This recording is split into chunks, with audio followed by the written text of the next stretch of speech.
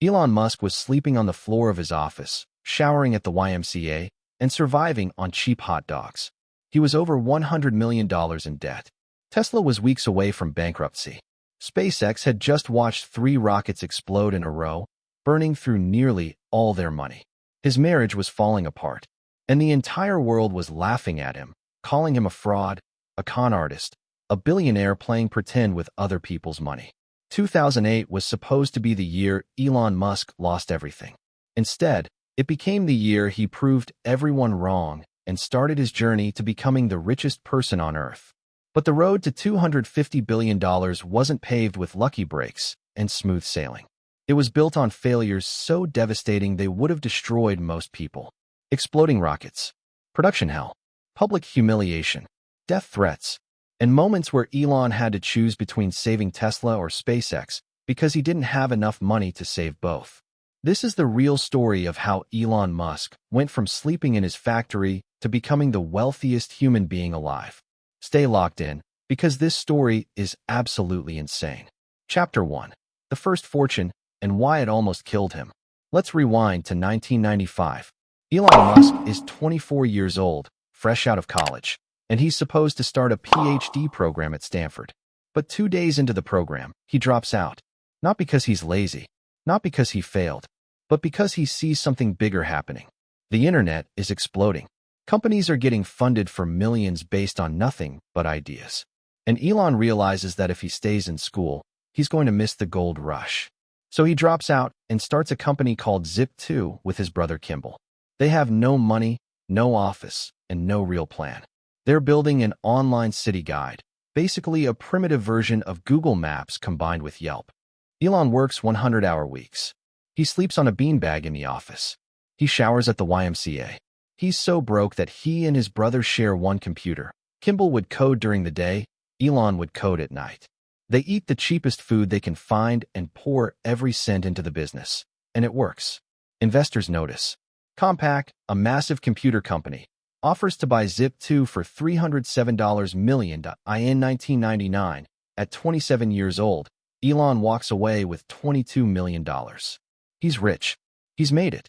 Most people would have retired right there, bought a nice house, lived off the interest, and enjoyed life. But Elon doesn't think like most people. Instead of celebrating, he immediately starts another company called X.com, an online bank. He pours $12 million of his own money into it. And within a year, X.com merges with a company called Confinity, which has a product called PayPal. The merger is a disaster from day one. Elon wants to build a full-service bank. The Confinity team wants to focus only on PayPal's payment system. Tensions explode. The board starts questioning Elon's leadership. Employees are picking sides. The company is tearing itself apart. And then, while Elon is on his honeymoon in 2000, the board makes a move. They fire him as CEO and replace him with Peter Thiel. Elon is devastated.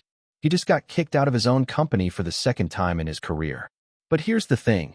He's still the largest shareholder. So when eBay buys PayPal for $1.5 billion in 2002, Elon walks away with $180 million. He's 31 years old and worth almost $200 million. He could retire, travel the world, live in luxury forever. Instead, he makes a decision that everyone thinks is insane. He's going to use his entire fortune to start 2 companies in industries where everyone fails: electric cars and private space rockets. His friends tell him he's crazy. Investors laugh at him. Industry experts say he'll lose everything. But Elon doesn't care, because he's not trying to make money. He's trying to change the world. Chapter 2. Building the Impossible, Tesla and SpaceX. In 2002, Elon starts SpaceX with a simple goal: make humanity a multi-planetary species. He wants to send rockets to Mars and eventually build a colony there. The problem? Building rockets is insanely expensive, and every major aerospace company says it's impossible for a private company to compete with NASA. Elon doesn't listen. He invests $100 million of his own money into SpaceX, hires the smartest engineers he can find, and starts building rockets in a warehouse in Los Angeles. Then, in 2004, Elon gets involved with a small electric car startup called Tesla Motors. The company was founded by Martin Eberhard and Mark Tarpenning, but they needed money to survive. Elon invests $6.5 million and becomes chairman of the board. Eventually, he takes over as CEO. Now Elon is running two companies that are both trying to do things that have never been done before. Tesla is trying to build an electric car that people actually want to buy, something the entire auto industry has failed at for decades. SpaceX is trying to build reusable rockets that can launch for a fraction of NASA's cost, something aerospace experts say violates the laws of physics. Both companies are bleeding money. Both are on the verge of failure. And Elon is about to enter the darkest period of his life. In 2006, SpaceX launches its first rocket, Falcon 1. 25 seconds into flight, a fuel line fails. The rocket crashes into the ocean. Failure number 1. Elon rebuilds. They try again in 2007. This time, the rocket makes it further, but a different part fails. Another explosion. Failure number 2. Elon's running out of money. SpaceX only has enough funding for one, maybe two more attempts. If the next launch fails, the company dies. Meanwhile, Tesla is imploding. The original Roadster is over budget and behind schedule. Manufacturing is a nightmare. The company is burning through cash faster than it can raise it. And the 2008 financial crisis hits, making it impossible to get new investors. By mid-2008, Elon is in hell. SpaceX has one rocket left. Tesla is weeks from bankruptcy. His marriage is falling apart. His wife files for divorce. He's personally over $100 million in debt because he's been using credit to keep both companies alive. And then, in August 2008, SpaceX launches Falcon 1 for the third time. Elon, his team, and the entire space industry watch as the rocket lifts off, climbs higher than ever before, and then explodes. Again, 3 failures in a row. Hundreds of millions of dollars burned. SpaceX is out of money. Employees are demoralized. The press is mocking Elon as a rich guy playing with rockets while actual experts do the real work. Elon has one rocket left. One final chance. If this launch fails, SpaceX is done. His dream of going to Mars dies. And he'll be remembered as the billionaire who wasted his fortune on impossible dreams. September 28, 2008.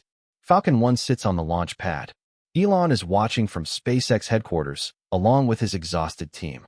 They've given everything to this moment. This is it. The rocket launches. It climbs. The first stage separates successfully. The second stage ignites. The rocket keeps going. Higher. Higher. No explosions. No failures. And then, 9 minutes and 13 seconds after launch, Falcon 1 reaches orbit. SpaceX has just become the first privately funded company in history to launch a rocket into orbit. Elon breaks down crying. His team is hugging, screaming, celebrating. They did it. Against all odds, they proved everyone wrong. But the celebration is short-lived. Because back at Tesla, things are even worse. Chapter 3. The Darkest Hour. Choosing which company dies. While SpaceX is celebrating its first successful launch, Tesla is dying. And I mean actually dying. It's December 2008. The global economy is collapsing. Lehman Brothers just went bankrupt. The auto industry is begging the government for bailouts. And Tesla, a tiny startup trying to build electric cars, is completely out of money. Elon has to make payroll on Christmas Eve, and he doesn't have the cash. If he can't pay his employees, Tesla shuts down. Hundreds of people lose their jobs. And Elon's dream of accelerating sustainable transportation dies with it. But here's the nightmare scenario. Elon doesn't have enough personal money to save both Tesla and SpaceX. He has to choose. Which company lives and which company dies? Most people would have picked SpaceX. It just proved the technology works. It has government contracts coming. It's the safer bet. But Elon doesn't think like most people. He makes a decision that shocks everyone. He takes his last remaining personal cash, money he needs to live on, money he borrowed against everything he owns, and he splits it between both companies. He invests $40 million into Tesla and $20 million into SpaceX. It's not enough to save both companies long-term, but it buys them time. A few more weeks, maybe a month, enough to find real investors or die trying. Elon is now personally broke. He's borrowing money from friends to pay rent. He's sleeping in the Tesla factory. He's showering in the bathrooms. He's eating fast food because he can't afford anything else. The guy who was worth $200 million a few years ago is now in debt and living like a college student. and everyone is telling him to give up. Investors won't return his calls. The media is writing hit pieces calling him a fraud. Competitors are celebrating, waiting for Tesla and SpaceX to collapse so they can pick up the pieces. But then, on Christmas Eve 2008, something miraculous happens. Elon gets a call. An investor, Vantage Point Capital, agrees to invest in Tesla at the last possible moment. The deal closes with hours to spare before the company would have gone bankrupt. Tesla survives. Barely. And on the same day, NASA calls. They're awarding SpaceX a $1.6 billion contract to resupply the International Space Station. SpaceX is saved. Two companies that were hours from death just got lifelines on the same day. If that sounds like a movie script, it's because it almost is. But this actually happened. Elon later said that 2008 was the worst year of his life. He was in debt, divorced, watching his companies nearly die, and dealing with panic attacks and insomnia. Most people would have cracked under that pressure. Most people would have walked away. But Elon didn't. He kept fighting. And that decision, to risk everything when everyone said quit, is why he's the richest person on Earth today. Chapter 4. The Rocket Man. SpaceX dominates the industry. Let's talk about what happened after SpaceX survived 2008, because it's absolutely insane. With NASA's contract secured, SpaceX goes to work building the Falcon 9 rocket and the Dragon spacecraft. But Elon isn't satisfied with just launching rockets. He has a bigger goal: make rockets reusable. Every rocket in history had been single-use. You launch it, it falls into the ocean, and you build a new one. It's like throwing away an airplane after every flight. Elon thinks that's insane. If rockets could land and be reused, the cost of space travel could drop by 100 times. Everyone in the aerospace industry tells him it's impossible. The physics don't work. The engineering is too complex. Even if you could land a rocket, it would cost more to refurbish it than to build a new one. Elon doesn't care. He puts his team to work anyway. For years, SpaceX tries to land rockets. They fail. Over and over. Rockets explode on landing. They crash into the ocean. They tip over on the drone ships. Every failure costs millions of dollars. Every explosion gets mocked on the internet. But Elon keeps trying. And on December 21st, 2015, something historic happens. A Falcon 9 rocket launches 11 satellites into orbit, and then the first stage flies back to Cape Canaveral and lands perfectly upright. For the first time in history, an orbital rocket has landed and can be reused. The SpaceX team goes wild. The space industry is in shock. Elon has just done something that NASA, Boeing, and every other aerospace company said was impossible. And he doesn't stop there. In 2018, SpaceX launches the Falcon Heavy, the most powerful rocket since the Apollo era. And as a publicity stunt, Elon puts his personal Tesla Roadster in the rocket with a mannequin in a spacesuit and launches it toward Mars while playing David Bowie's Space Oddity. The internet loses its mind. The imagery of a red sports car floating in space becomes iconic. And SpaceX becomes the coolest company on the planet. By 2020, SpaceX is launching astronauts to the International Space Station, something only government agencies had done before. By 2023, SpaceX is launching more rockets than every other country combined. The company is valued at over $150 billion. Elon Musk didn't just build a rocket company. He disrupted the entire aerospace industry and made the impossible routine. But while SpaceX was conquering space, Tesla was about to face its own impossible challenge: mass production. Chapter 5. Production Hell, Tesla's near-death experience. In 2012, Tesla releases the Model S, and it's a game-changer. It's fast, beautiful, and actually makes electric cars cool. It wins every automotive award imaginable. Rich people start buying Teslas because they want one, not because they care about the environment. But Tesla is still tiny. They're building maybe 50,000 cars a year. If they want to change the world, they need to build millions. And that means they need a mass-market car. In 2016, Elon unveils the Model 3, a $35,000 electric car designed for regular people. Within a week, 400,000 people put down $1,000 deposits. The demand is insane. Tesla just needs to build the cars. And that's where everything falls apart. Tesla has never built cars at scale before. Manufacturing is way harder than designing. The production line keeps breaking down. Robots aren't working. Parts don't fit. Cars are coming off the line with defects. And Elon promised to build 5,000 Model 3s per week by the end of 2017. But by early 2018, Tesla is only making 2,000 per week. They're hemorrhaging cash, and once again, bankruptcy is looming. Elon calls it production hell. He's sleeping in the factory again. He's working 120-hour weeks. He's micromanaging every detail because if the Model 3 fails, Tesla dies. And if Tesla dies, the entire electric car revolution might die with it. The media smells blood. Articles predict Tesla's bankruptcy. Short sellers bet billions that the stock will crash. Competitors mock Elon, saying he's in over his head. And Elon is dealing with all of this while running SpaceX, fighting with regulators, and dealing with constant public scrutiny. He later admits he was taking Ambien to sleep and drinking too much caffeine to stay awake. He was having breakdowns. He was calling friends at 2 a.m. crying about the pressure.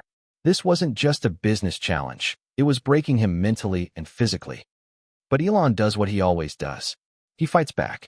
He builds a third production line inside a giant tent in the parking lot because there's no room in the factory.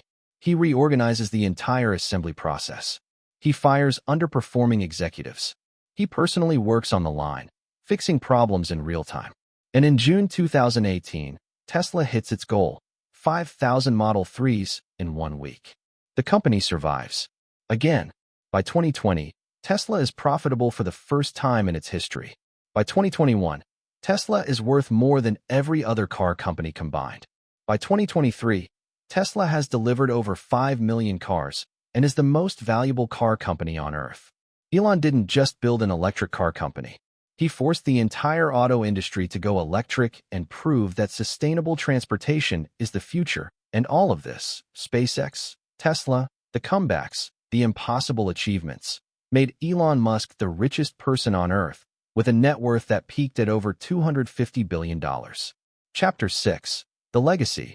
What nobody tells you about Elon's success. Let's be real about Elon Musk's story. It's inspiring, but it's also terrifying. Because the truth is, Elon's success came at a brutal cost. His first marriage ended in divorce. His second marriage ended in divorce, twice, to the same person. He's barely seen his kids because he's been working 100-hour weeks for 20 years. He's dealt with depression, anxiety, and public breakdowns. He's been mocked, sued, investigated, and threatened. Elon himself admits that building Tesla and SpaceX nearly killed him.